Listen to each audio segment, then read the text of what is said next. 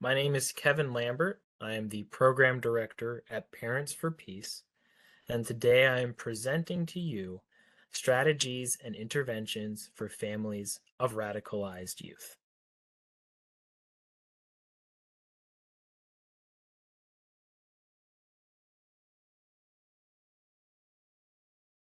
Brief introduction to Parents for Peace.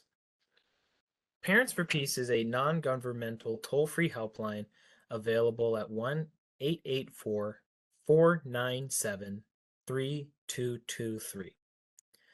We are a helpline set up to help intimate bystanders concerned about a loved one on the path to radicalization or are already radicalized.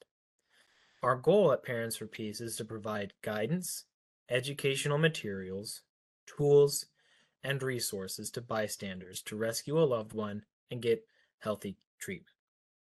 We incubate and deliver actionable solutions to extremism as a human problem and with a public health approach.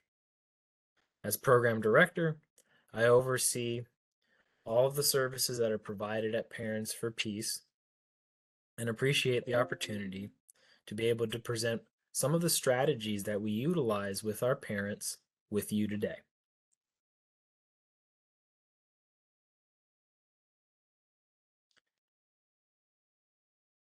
Two very important terms to remember as we go through this training.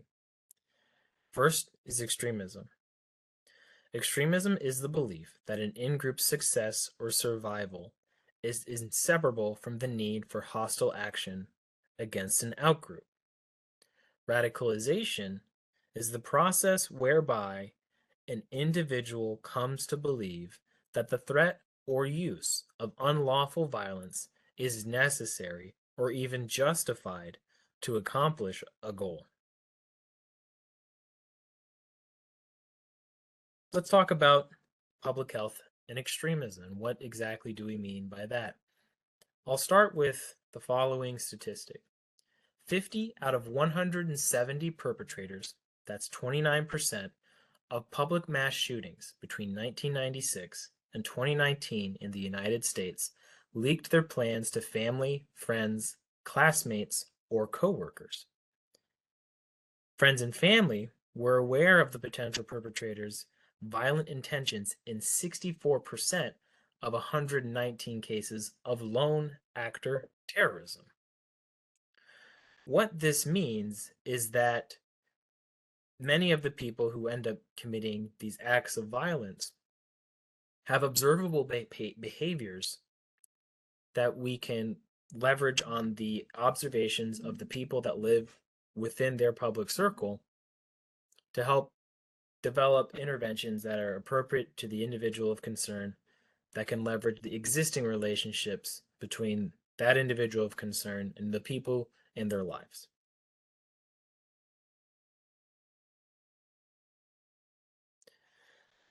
Being a parent makes you a prime observer of unusual behavior or conversations that may indicate radical beliefs or intent. Radicalization and involvement with hateful ideologies and groups looks different for every person. What's important to remember is that as a parent, you know what your loved one is like on a day to day basis, and you know when things are different.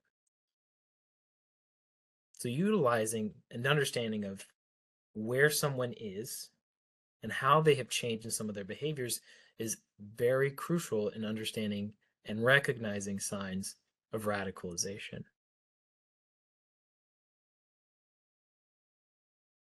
Some signs of ideological obsession include constantly talking about the ideology, fixation on tenets or individuals, and frequently getting into arguments over the ideology. An example of constantly talking about the ideology is if your loved one is constantly bringing up some ideas of perhaps neo-Nazism that they find fascinating and just want to discuss at length with you on a regular basis. An example of fixation on tenets or individuals is when your loved one seems to be very fixated on a specific public figure and they continuously bring this person back up as the source of many of their issues in life and a fixation for their ideology. And the last is frequent arguments. This can often be seen exactly how it's shown. They're frequently getting into arguments over the ideology and specifically about their obsession over the ideology. Here's an example of ideological obsession. Your loved one talks about how the Illuminati is governing the world. They push back on every question you ask and speak only about a secret society of elites manipulating world events. You also want to take note of any changes in appearance. This can look like a sudden change in clothing, a new haircut associated with a specific ideology, new tattoos associated with a specific ideology, and a desire to get rid of every former piece of clothing from their pre-radical life. In this picture is an example of a black sun tattoo, and it's a symbol often used in neo-Nazi movements.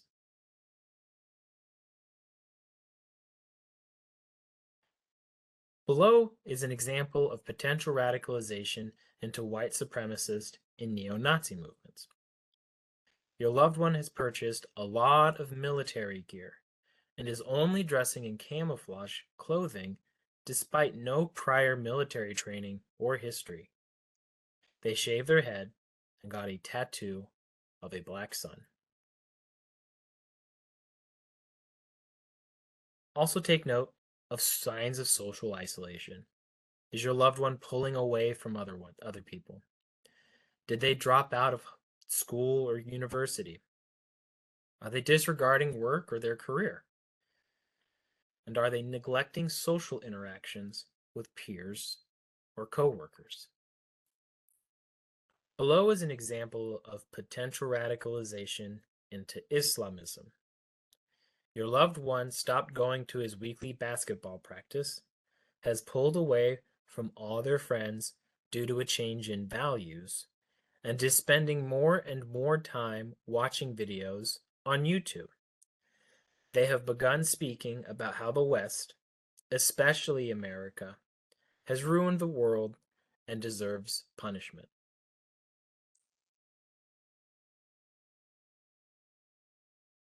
We've discussed the signs. Let's now talk about strategies for assisting a loved one. Today we'll talk about 3. Opening a dialogue, relate, don't debate, and seek professional help. When we talk about opening a dialogue, think about OARs. Open-ended questions, affirmations, reflections, and summaries. Open-ended questions is any question where there's not a specific, concrete answer to it. Questions like, how are you? Or, why do you believe that? Are open-ended questions. Affirmations are things you can do during the confirmation to encourage people to tell you more, such as nodding your head. A lot of nonverbal cues. Maintaining eye contact, remaining more of a relaxed posture, and every once in a while saying, okay, tell me more. Reflections are times during the conversation that you can bounce back what you've been told by your loved one. And a common reflection is, so what you're saying is, and you would continue with your basic reflection of what you're hearing. It's also important to every once in a while during these reflections to offer them the opportunity to correct you. Say, well, correct me if I'm wrong. Gives them the opportunity to clarify and know that you're actually trying to listen to them. And then summaries. This is how you can take all the information that your loved one has told you and give them the opportunity to help them understand your perspective. An example of a summary is, okay, so you've told me all these things about this ideology. And what I'm noticing is that as we're having this conversation, you're very agitated. You're very angry. And I feel like many of these beliefs are associated with your anger. So, what are you angry about? And thus begins open ended questions and this cycle of utilizing ORs to open up a dialogue with your loved one with the goal of understanding them. Because there's only one way to help them is once we understand why they have their beliefs. This leads us to relate, don't debate. In these stages with your loved one, rather than debate the ideology, relate to the person. Understand their feelings rather than their facts. And leverage your relationship with them to bring them closer. It's important to remember this. And as you're going through these conversations, you may feel strong emotions. You may feel like, you know what, I need to debate them because otherwise they're going to continue believing this for the rest of their lives. But the reality of the situation is that many of these beliefs are just a poorly applied band-aid on emotional hurt. What they're oftentimes actually saying underneath the words is that they're scared. They are angry over something that maybe happened to them a long time ago, and they're utilizing this ideology to better understand. And we don't achieve these insights through ideological debate. We achieve these insights, which is crucial to truly understanding and then connecting with your loved one and then counteracting radicalization by understanding them and relating to how they're experiencing the world around them.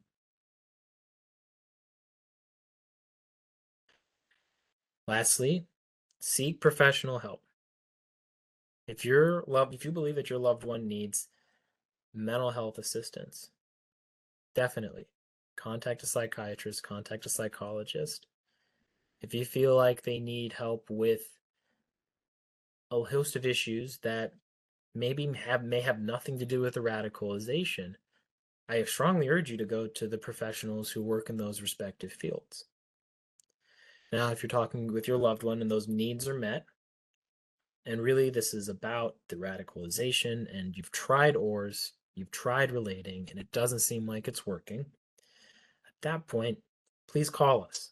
Please call Parents for Peace at 1-844-497-3223 or visit www.parentsforpeace.org to learn more about our intervention teams that we use with families and with individuals of concern, our support groups that we offer for family members so they can relate to other family members who were going through a very tough experience and are just trying to understand their loved one. We also provide peer support for your loved one. This is often provided by someone who had left a violent extremist movement and able to leverage their experience in life of leaving a movement to discourage other people from joining a movement. Then lastly, collaboration with support systems. There's a reason why I brought up mental health at the beginning of this slide. It's because we can't do that. We'd much prefer to work alongside and help the people who are in this person's life to empower them and help them truly make a connection with their loved one. So we are not there to replace or get in the way of any doctor or medical professional working with this loved one. Quite the opposite. We're there to help empower them and empower their loved one, make a more effective impact on helping this person. And we are here to support. Regardless, whoever calls the helpline, we are here to support.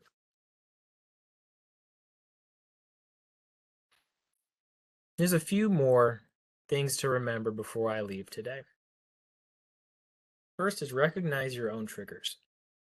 It is important to do some personal reflection and identify your own triggers so you can detach from the ideological hate and extremism being vocalized. Feeling disgusted, angry, and frustrated at the things that are being said is a normal, healthy human reaction.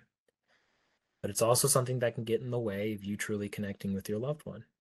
And so recognize your triggers and figure out what you can do to work around those triggers, work through those triggers in order to make a deeper impact with your loved one.